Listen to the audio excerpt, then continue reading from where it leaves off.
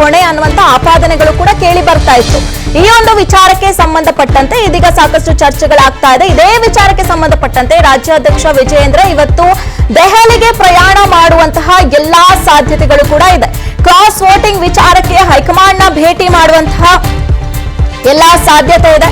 Cross voting ಬಗ್ಗೆ ಈಗಾಗಲೇ ನಿತಿನ್ ನಬೀನ್ ಅವರು ಮಾಹಿತಿಯನ್ನ ಕೇಳಿ ಪಡ್ಕೊಂಡಿದ್ದಾರೆ. ಯಾಕೆ ಹೀಗಾಯ್ತು, ಏನಾಯ್ತು, ಎಲ್ಲಿ ಎಡವಟ್ಟಾಯ್ತು ಅನ್ನುವಂಥ ವಿಚಾರಕ್ಕೆ ಸಂಬಂಧಪಟ್ಟಂತೆ.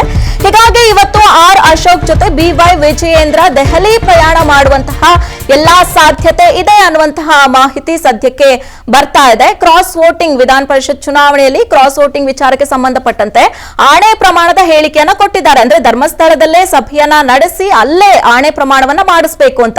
ಏನ್ ವಿಜಯೇಂದ್ರ ಅವರ ಬಗ್ಗೆನೇ ಇದಕ್ಕೆ ನೇರ ಹೊಣೆ ವಿಜಯೇಂದ್ರ ಅನ್ನುವಂತಹ ಅಪಸ್ವರಗಳು ಕೂಡ ಕೇಳಿ ಬಂದಿತ್ತು. ಹಾಗೆ ಈ ಒಂದು ವಿಚಾರಕ್ಕೆ ಸಂಬಂಧಪಟ್ಟಂತೆ ಸಾಕಷ್ಟು ಪರ ವಿರೋಧ ಚರ್ಚೆಗಳು ಕೂಡ ನಡೀತಾನೆ ಇದೆ. ಮೊನ್ನೆ ಎಲೆಕ್ಷನ್ ಆದಾಗಿಂದಲೂ ಕೂಡ ನಾವು ಗಮನಿಸ್ತಾ ಇದ್ದೀವಿ.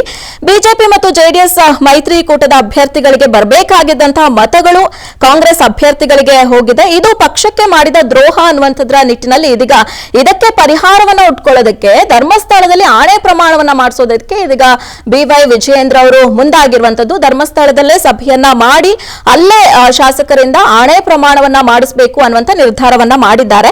ಇದಕ್ಕೆ ಈಗ ಪಕ್ಷದವರಿಂದಲೇ ವಿರೋಧ ಕೂಡ ಕೇಳಿ ಬರ್ತಾ ಇರುವಂತದ್ದು. ಕೇಂದ್ರ ಸಚಿವ ಪ್ರಹ್ಲಾದ್ ಜೋಶಿ ಅವರು ಕೂಡ ವಿರೋಧವನ್ನ ವ್ಯಕ್ತಪಡಿಸ್ತಾ ಇದ್ದಾರೆ. ಅಷ್ಟೇ ಅಲ್ಲದೆ ಮಾಜಿ ಸಚಿವ ಎಸ್ ಸುರೇಶ್ ಅವರು ಕೂಡ ಈ ರೀತಿಯಾಗಿ ಅಂದ್ರೆ ರಾಜಕೀಯ ವಿಚಾರವನ್ನ ಈ ರೀತಿ ದೇವಸ್ಥಾನಗಳಿಗೆ ಹೇಳ್ಕೊಂಡು ಹೋಗುವಂತದ್ದು, ಅಲ್ಲಿ ಆಣೆ ಪ್ರಮಾಣವನ್ನ ಮಾಡಿಸಿ